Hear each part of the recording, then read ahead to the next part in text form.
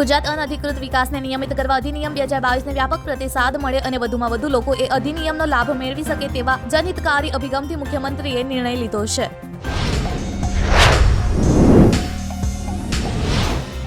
સૌરાષ્ટ્રનો સૌથી મોટો રાજકોટનો લોકમેળો રાઇટ્સ વગર યોજાય તેવી શક્યતા. આજે પ્રથમ સુનાવણીમાં કોર્ટે લોકોની સુરક્ષાને ધ્યાનમાં રાખીને કોઈ બાંધછોડ કરવા સ્પષ્ટ ઇનકાર કર્યો છે.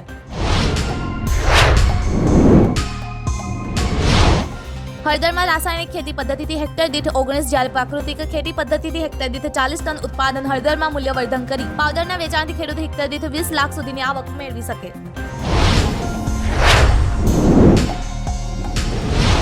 રાજસ્થાનના ખૈરથલ તિજારા જિલ્લાના ભિવાડીની સેન્ટ્રલ માર્કેટમાં આવેલી કમલેશ જ્વેલર્સની દુકાનમાં કારથી આવેલા 5 બદમાશોએ ગોળીબાર કરીને લૂંટ ચલાવી હતી. જ્વેલર્સના માલિકની ગોળી મારીને હત્યા કરી હતી. ભારતીય ક્રિકેટ ટીમના સફળ ડાબા હાથના ઓપનિંગ બેટ્સમેનોમાંના એક શિખર ધવને આજે 24 ઓગસ્ટના રોજ વહેલી સવારે ક્રિકેટના તમામ ફોર્મેટમાંથી સંન્યાસ લેવાની જાહેરાત કરી છે. ડિરેક્ટોરેટ જનરલ ઓફ સિવિલ એવિએશનના એર ઇન્ડિયા વિરુદ્ધ મોટી કાર્યવાહી કરી છે અને 99 લાખ રૂપિયાનો દંડ ફટકાર્યો છે. અગ્રણી એરલાઇન કંપની પર લાદવામાં આવેલો આ દંડ નોન ક્વોલિફાઈડ ક્રૂ મેમ્બર્સને લગતો છે.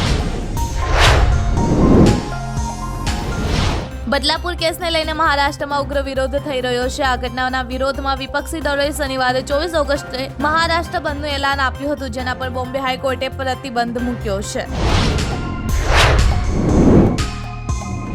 ગત 16 ઓગસ્ટના રોજ પૂરા થયેલા સપ્તાહ દરમિયાન ભારતનું વિદેશી મુદ્રા ભંડાર $4.546 બિલિયન વધીને $674.664 બિલિયન થયું છે. આરબીઆઈએ શુક્રવારે આ સંબંધિત ડેટા જાહેર કર્યો હતો.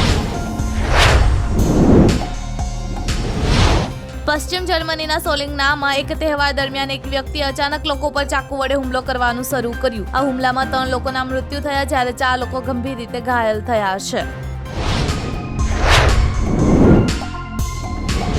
પત્રકાર નર્મદની આજે 192મી જન્મ જયંતિ. રાજ્યના મહાન કવિ, પત્રકાર, લેખક, સમાજ સુધારક નર્મદા શંકર લાલ શંકર દવેની આજે 192મી જન્મ જયંતિ છે. નર્મદે ગુજરાતમાં સમાજ સુધારાની આહલેખ જગાવી હતી.